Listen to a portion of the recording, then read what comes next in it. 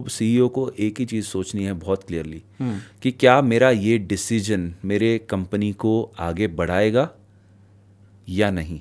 बहुत सारे CEO, founders, leaders अपने एम्प्लॉयज़ के साथ वो इमोशनल रिलेशन भी शेयर करते हैं। तो क्या आप कंपनी को सेक्रीफाइस करना चाहते हैं या रिलेशनशिप को सेक्रीफाइस करना चाहते हैं?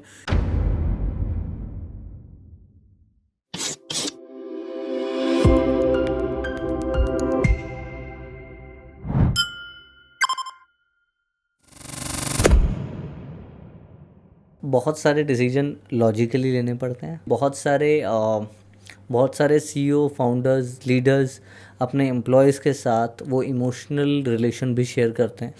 ठीक है, कई लोग तो अपने वाइफ के साथ या अपने भाई के साथ एक कंपनी में हैं और वो इमोशन भी है। जो हाई स्टेक वाले डिसीजंस हैं उनमें कैसे डिवाइड करें इमोशंस को, लॉजिक को एंड अब रिलेशनशिप्स को कैसे डिफाइन करें, कैसे लेते हैं ऐसे डिसीजंस?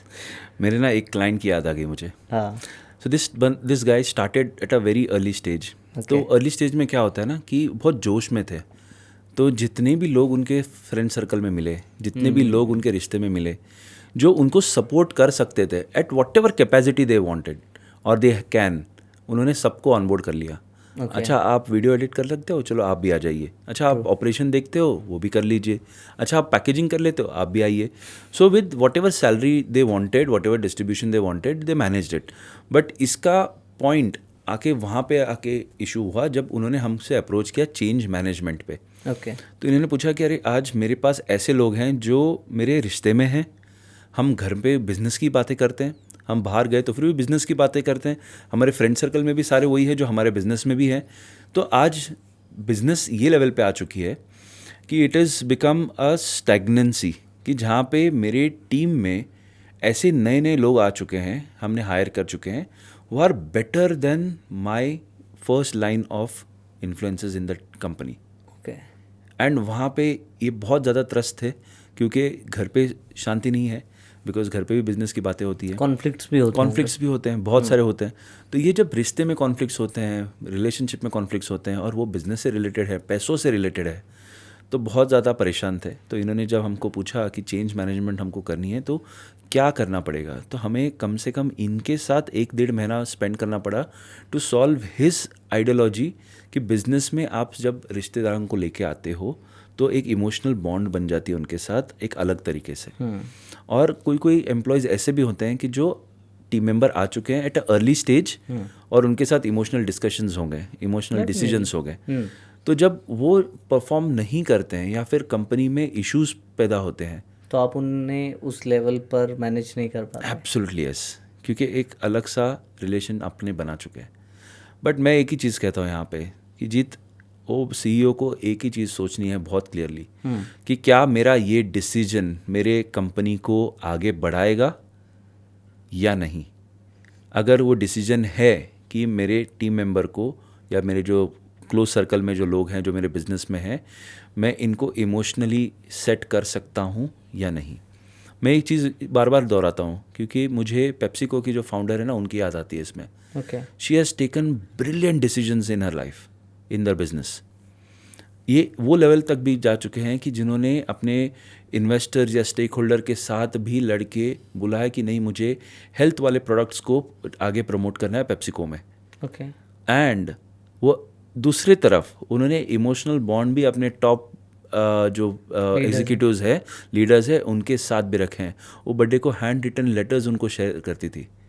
सो आप देखिए, जो बड़े सक्सेसफुल सीईओज हैं ना, उनमें ये बहुत डिस्टिंक्टिव फैक्टर है कि आप बिजनेस डिसीजंस और इमोशनल डिसीजंस को सेपरेट रखिए प्रॉपर कम्युनिकेशन के साथ, अपने first line of business members के, प्रॉपर कम्युनिकेशन के साथ आपके फर्स्ट लाइन ऑफ एग्जीक्यूटिव्स के साथ।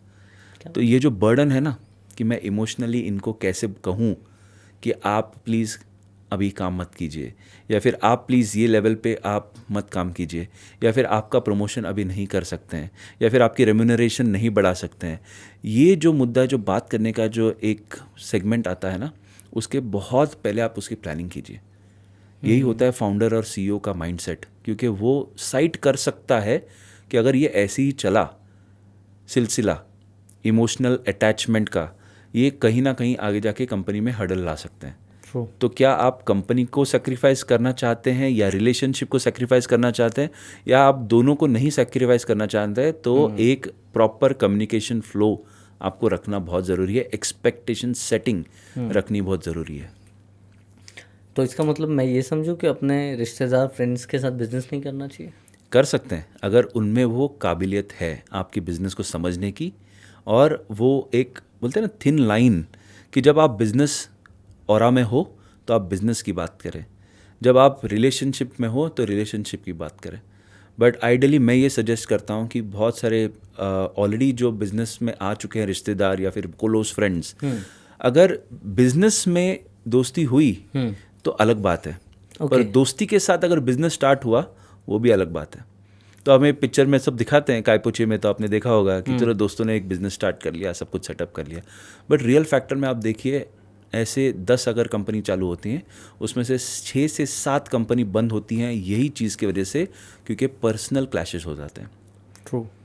एंड अगर आप सोचते हो कि आपके रिश्तेदार को या फ्रेंड को आपको बिजनेस में लाना है, only if they are skilled enough to take your business to next height, वो आपके पैशन को समझते हैं, वो आपके विजन को समझते हैं, और वो आपके साथ कंधे से कंधा मिल के लोड ले सकते हैं अप्स एंड डाउन्स में, तो ही आइए विथ क्लियर डॉक्यूमेंटेशन।